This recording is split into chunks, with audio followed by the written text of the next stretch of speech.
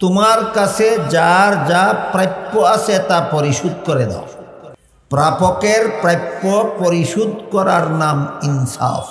প্রাপকের প্রাপ্য পরিশোধ না করার নাম বেইনসাফি। একেবারে সরল বাংলায় অনুবাদ করলে, অনুবাদ দ্বারায়, প্রাপকের প্রাপ্য পরিশোধ করার নাম সুবিচার। প্রাপকের প্রাপ্য পরিশোধ করার নাম অবিচার। মর্ম দাঁড়ালো আল্লাহ পাক রব্বুল আলামিন তোমাদেরকে প্রাপকের প্রাপ্য পরিশোধ করার আদেশ করছেন, সুবিচারের আদেশ করছেন। তোমাদের প্রাপকের সাথে তোমরা সুবিচার করো। এই সুবিচার করার একমাত্র ব্যবস্থা হলো তার প্রাপ্য পরিশোধ করে দাও। কিন্তু প্রশ্ন দাঁড়ায় যে আমার কাছে কার কি প্রাপ্য? আমরা তো অনেকে মনে করি যে আমার কাছে কারো কোনো প্রাপ্য নাই। এই মনে করাটা ভুল। দুনিয়াতে এমন কোনো মানুষ নাই যার কাছে কারো কোনো প্রাপ্য নাই। সমস্ত মানুষের কাছেই পৃথক পৃথকভাবে অসংখ্য অগণিত লোকের প্রাপ্য আছে।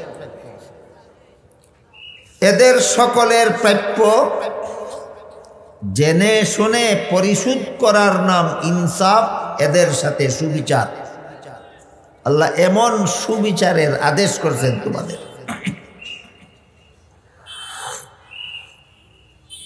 এর মধ্যে মুফাসসিরিনে কেরাম তাফসীরের কিতাবে লিখেছেন, সারা দুনিয়ার সমস্ত মানুষের কাছে সর্বপ্রথম প্রাপ্য হচ্ছে আল্লাহ। সমস্ত মানুষের কাছে সর্বপ্রথম প্রাপ্যটা কার? আল্লাহ। এমন কোনো মানুষ নাই যার কাছে আল্লাহর কোনো প্রাপ্য নেই। প্রতিটি মানুষের কাছেই আল্লাহর প্রাপ্য আছে। যারা আল্লাহর প্রাপ্য পরিশোধ করে তারা আল্লাহর সাথে ইনসাফ করে, আর যারা আল্লাহর প্রাপ্য পরিশোধ করে না তারা আল্লাহর সাথে করে বেইনসাফ।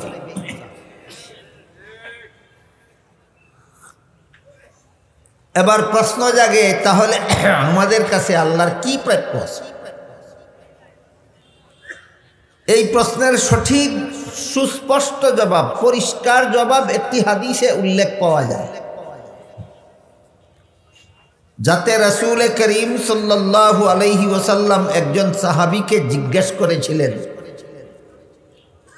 হে আমার অমুক সাহাবী, তুমি কি বলতে পারো বান্দার কাছে আল্লাহর প্রাপ্য কি আর আল্লাহর কাছে বান্দার প্রাপ্য কি?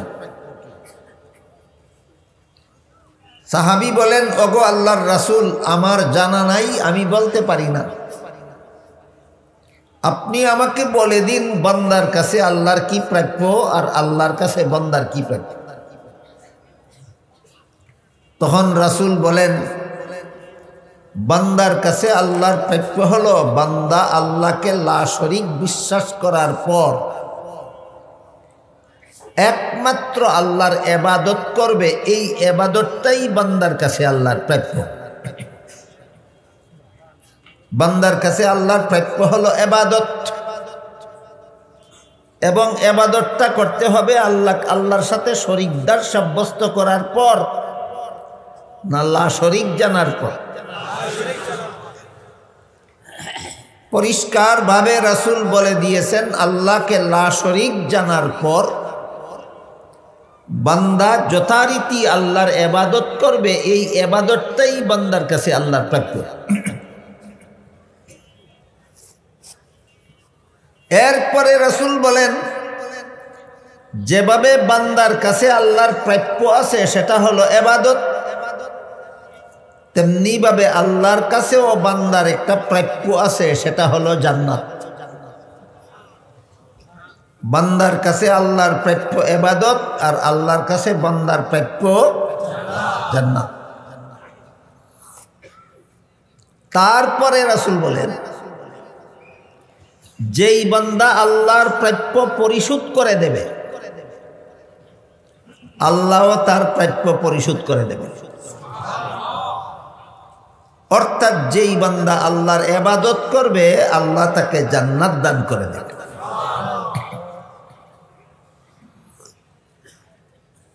আল্লাহর সাথে বান্দার এই লেনদেনটার জন্যই সমস্ত মানুষকে আল্লাহ দুনিয়াতে পাঠান। মানুষের দুনিয়ার জীবনটাকেই আল্লাহ ইবাদতের সময় হিসাবে সাব্যস্ত করেছে। পৃথিবীটাকে ইবাদতের স্থান সাব্যস্ত করেছে। পৃথিবী হলো ইবাদতের স্থান, আর মানুষের দুনিয়ার জীবনটা হলো ইবাদতের সময়। এই যথা সময়ে যথারীতি ইবাদতটা করে কিনা তা পরীক্ষা করার জন্য আল্লাহ সমস্ত মানুষকে দুনিয়াতে পাঠান। তাহলে মুফাসসিরিনে কেরাম যে তাফসীরের কিতাবে লিখেছেন, বান্দার কাছে আল্লাহর সর্বপ্রথম প্রাপ্য আছে আল্লাহর। বান্দার কাছে অন্যদের আগে, সকলের আগে প্রাপ্য আছে আল্লাহর। হাদিস বুঝে থাকলে এবার বলুন তো সেই প্রাপ্যটা কি? ইবাদত। যে আল্লাহর ইবাদত করে না, সে আল্লাহর প্রাপ্য পরিশোধ করে না, আল্লাহর সাথে ইনসাফ করে না, আল্লাহর সাথে করে অবিচার। যে ঠিক মতো আল্লাহর ইবাদত করে না, কার সাথে অবিচার করে? আল্লাহর সাথে অবিচার। যে আল্লাহর সাথে অবিচার করে, সে বান্দার সাথে সুবিচার করবে এমনটা আশা করা যায়? কখনো না।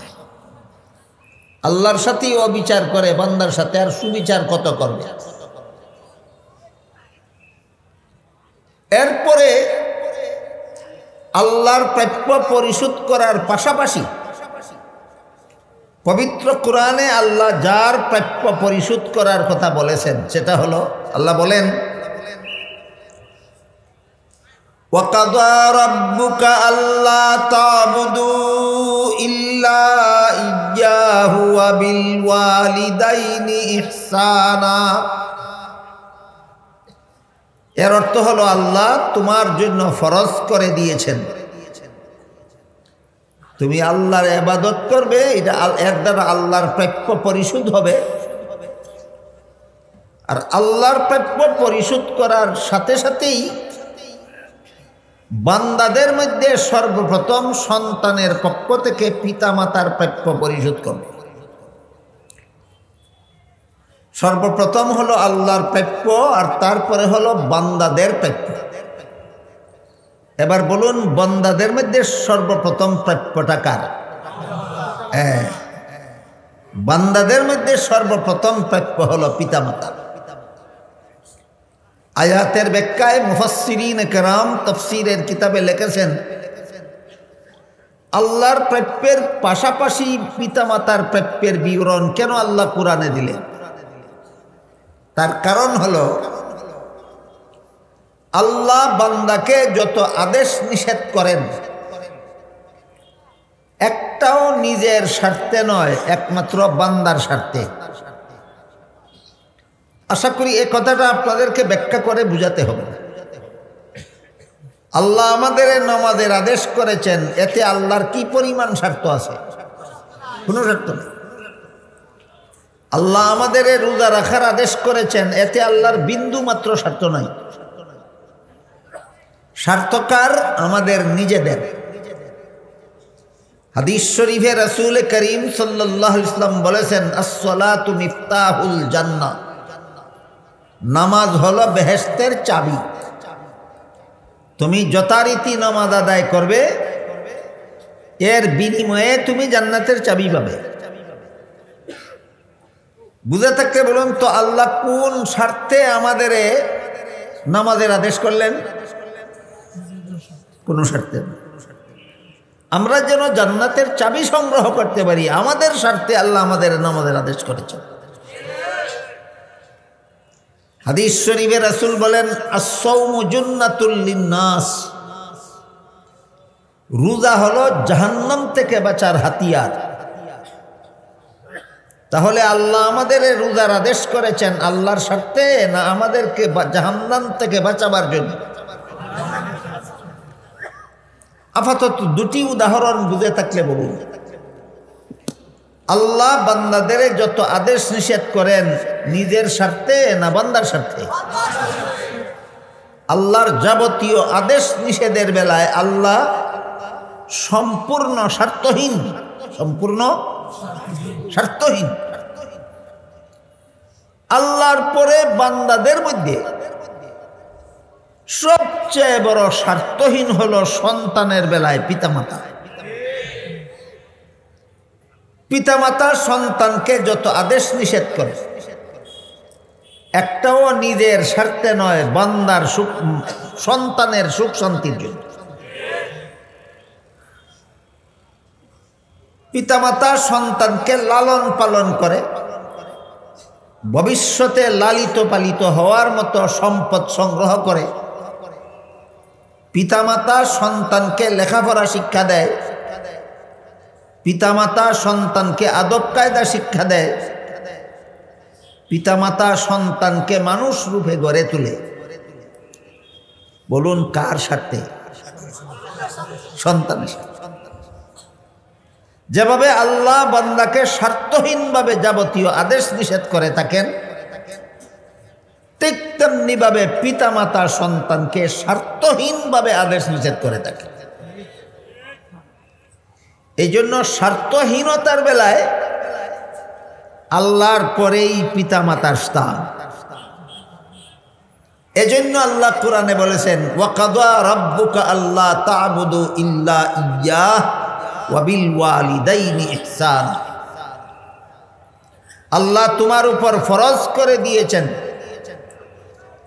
আল্লাহর প্রাপ্য পরিশোধ করো, আল্লাহর ইবাদত করো,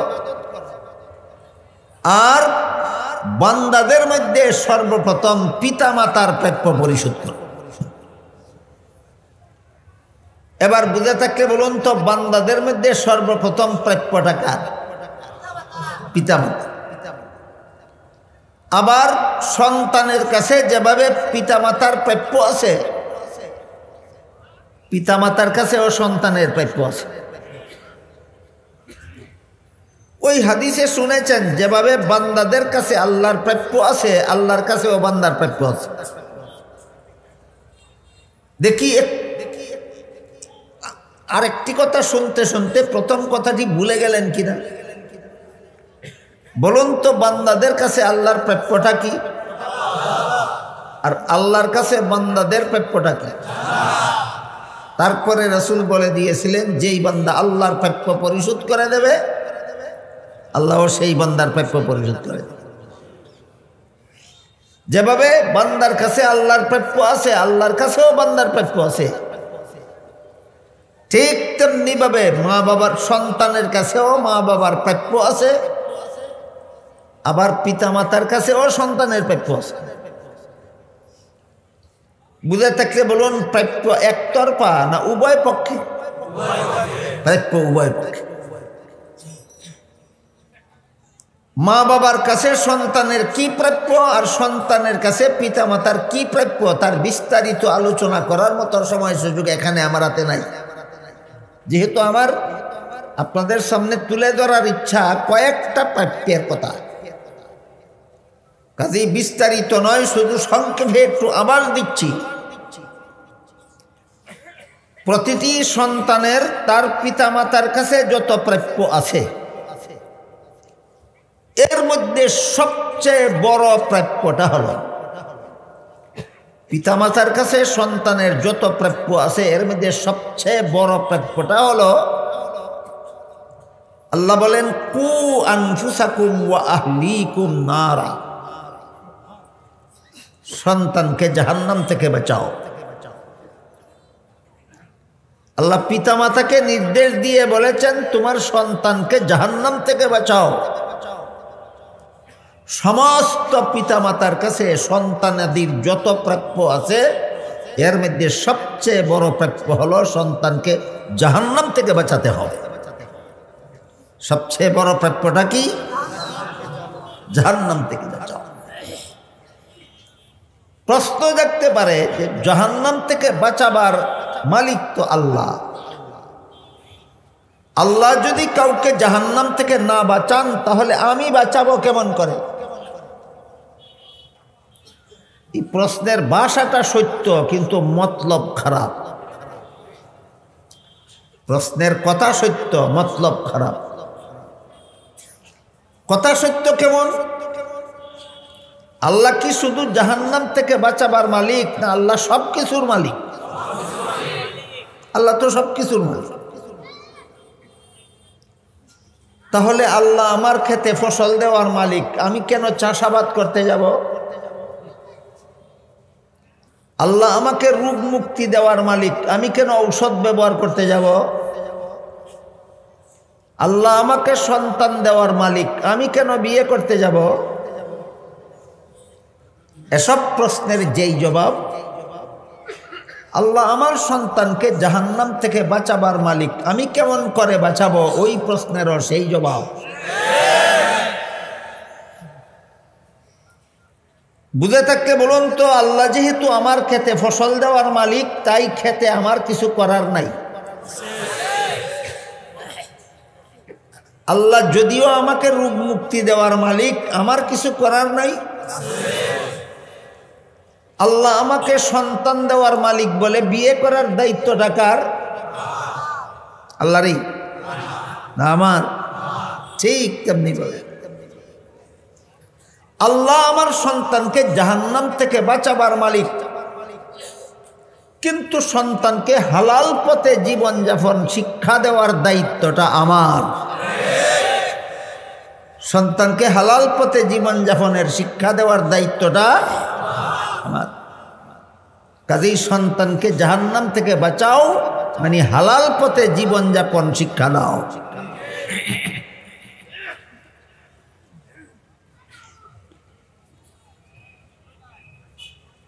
এটা হলো পিতামাতার কাছে সন্তানের যত প্রাপ্য আছে এর মধ্যে সবচেয়ে বড় প্রাপ্য। পিতামাতার কাছে সন্তানের যত প্রাপ্য আছে এর মধ্যে সবচেয়ে বড় প্রাপ্য হলো সন্তানকে হালাল পথে জীবনযাপন শিক্ষা দিয়ে ওকে জাহান্নাম থেকে বাঁচাবার ব্যবস্থা করা।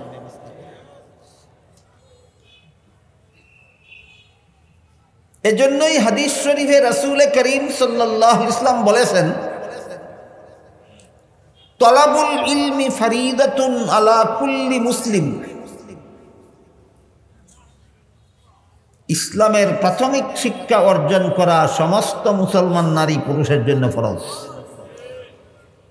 ইসলামের প্রাথমিক শিক্ষা কোনটা? যে পরিমাণ ইসলামী শিক্ষা ছাড়া মুসলমানের মতো জীবনযাপন করা যায় না, এগুলি ইসলামের প্রাথমিক শিক্ষা। যেমন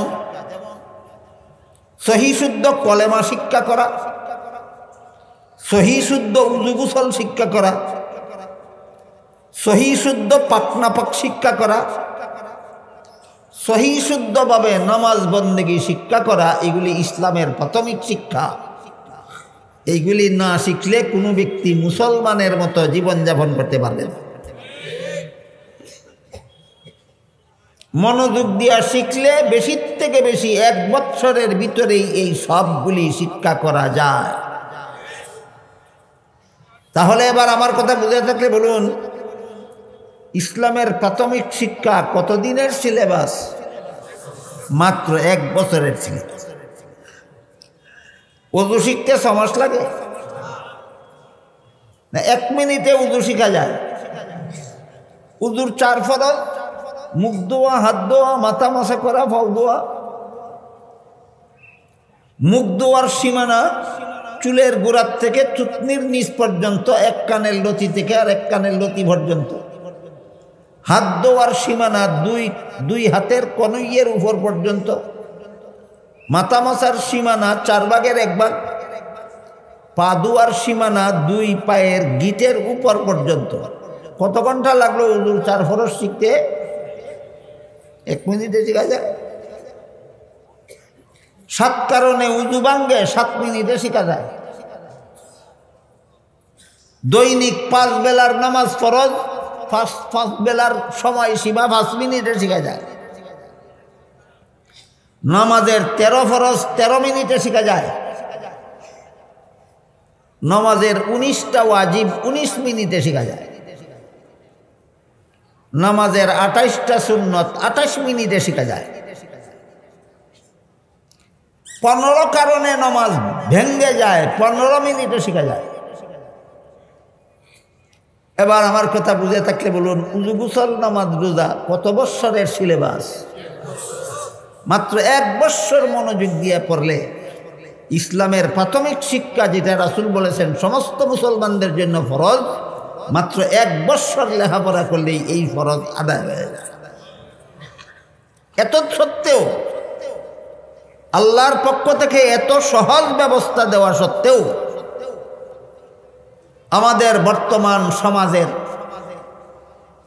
বেশিরভাগ মুসলমানেরা, আমার মনে হয় শতকরা 80 জন মুসলমানেরা নিজেদের কলিজার টুকরা সন্তানকে কলেমা কালাম শিক্ষা দেয় না, উযু গোসল শিক্ষা দেয় না, পাক না পাক শিক্ষা দেয় না, নামাজ বন্দেগী শিক্ষা দেয় না।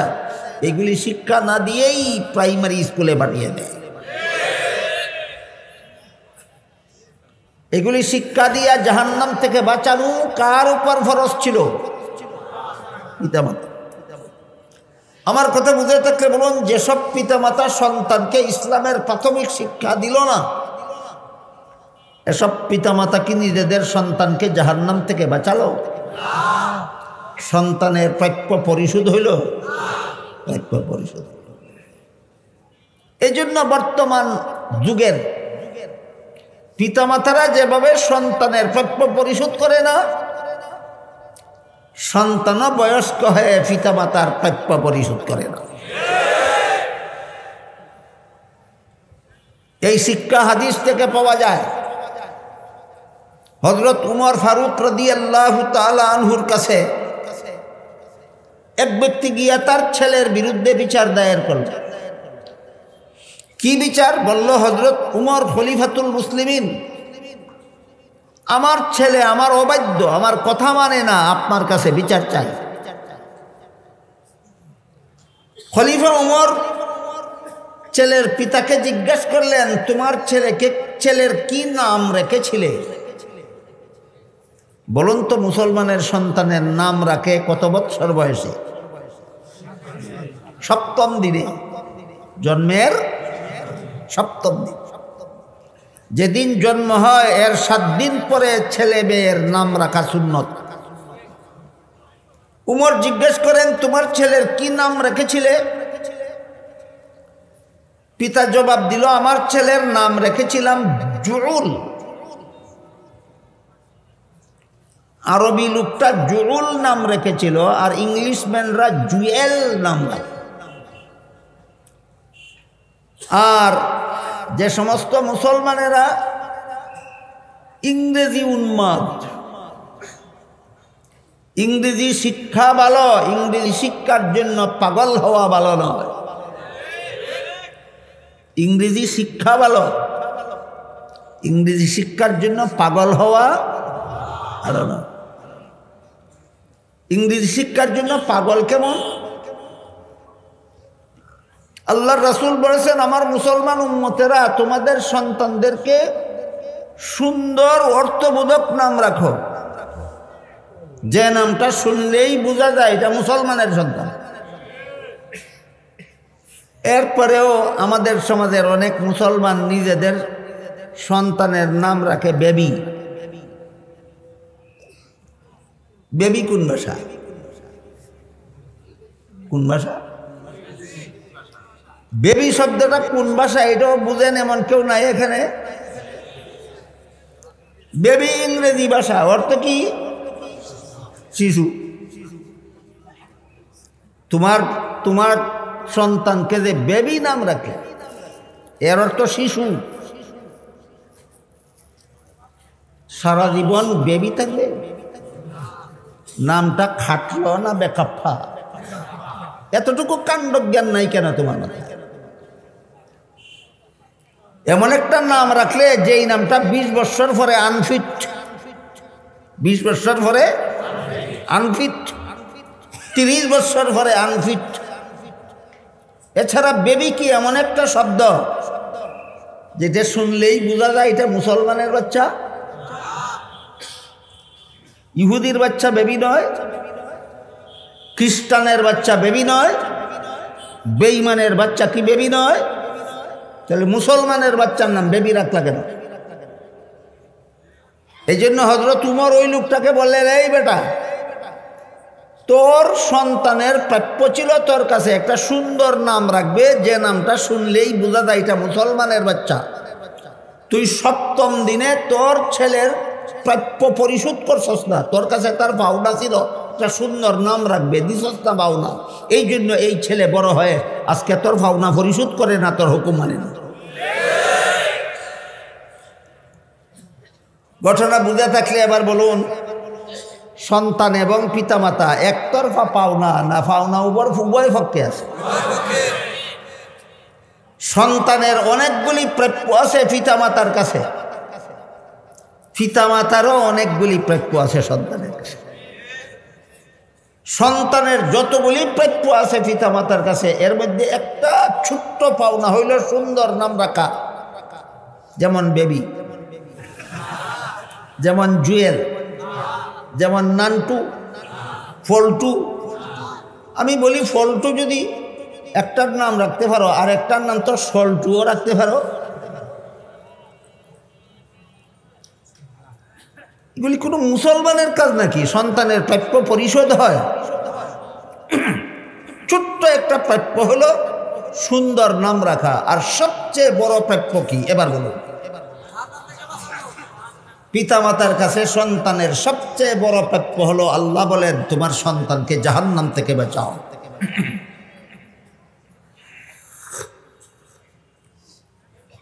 কাজেই যে সমস্ত পিতামাতা সন্তানকে ইসলামের প্রাথমিক শিক্ষা না দিয়েই প্রাইমারি স্কুলে ভর্তি করা যায়, প্রাইমারি স্কুলের মুসলমান ছাত্র ছাত্রীদেরকে নমাজি বানাবার কোনো ব্যবস্থা আছে? প্রাইমারি স্কুল পাশ করার পরেই হাই স্কুলে ভর্তি করে দেয়। হাই স্কুলে মুসলমান ছাত্র ছাত্রীদেরকে নামাজি বানাবার কোনো ব্যবস্থা আছে? হাই স্কুল পাশ করলে পরেই পিতামাতা তার ছেলে মেয়েকে কলেজে ভর্তি করে দেয়। কলেজে মুসলমান ছাত্র ছাত্রীদেরকে নামাজি বানাবার কোনো ব্যবস্থা আছে? এতদিন পর্যন্ত অবস্থা এটাই ছিল। প্রাইমারি স্কুলে মুসলমান ছাত্র ছাত্রীদেরকে উযু গোসল নামাজ কালাম শিক্ষা দিয়া নামাজি বানাবার কোনো ব্যবস্থা নাই। হাই স্কুলে মুসলমান ছাত্র ছাত্রীদের নামাজি বানাবার কোনো ব্যবস্থা নাই। কলেজ ভার্সিটিতে মুসলমান ছাত্র ছাত্রীদের নামাজি বানাবার কোনো ব্যবস্থা নাই। এতটুকুই ছিল এতদিন আমাদের স্কুল কলেজের অবস্থা। 2023 সালে আরেকটু উন্নতি লাভ করেছে। 2023 সালে আর একটু কি উন্নতি লাভ করেছে? এতদিনের স্কুলের শিক্ষা ব্যবস্থা ছিল, নামাজি বানাবার ব্যবস্থা নাই। 23 সালের শিক্ষা ব্যবস্থা হলো হাই স্কুলের সবগুলি মুসলমান ছাত্র ছাত্রীদেরকে নাস্তিক বানাবার ব্যবস্থা করা হয়ে গেছে।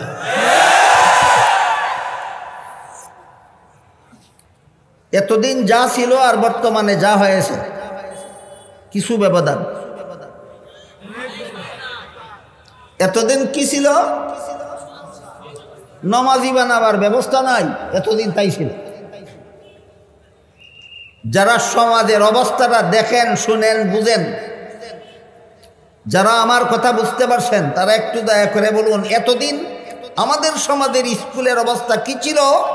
মুসলমান ছেলে মেয়েদের ছাত্র ছাত্রীদেরকে নামাজি বানাবার ব্যবস্থা নাই, এই অবস্থা ছিল। এর অবস্থা কি? নাস্তিক বানাবার ব্যবস্থা করা হয়ে গেছে। একটা দুইটা ছাত্র ছাত্রীকে না, সমস্ত ছাত্র ছাত্রীকে, সমস্ত ছাত্র ছাত্রীকে নাস্তিক বানাবার ব্যবস্থা হয়ে গেছে। এই বেঈমানি শিক্ষা ব্যবস্থা মুসলমানের সমাজ থেকে উৎখাত করতে হবে।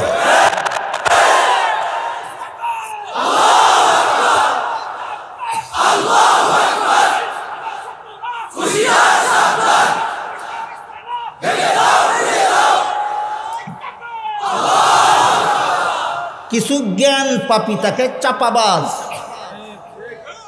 জ্ঞান পাপী চাপাবাজ। জ্ঞান পাপী চাপাবাজরা বলে 23 সালের শিক্ষা ব্যবস্থায় নাস্তিক বানাবার ব্যবস্থাটা কি? আমরা তো দেখি না এখানে নাস্তিক বানাবার কোনো ব্যবস্থা আছে।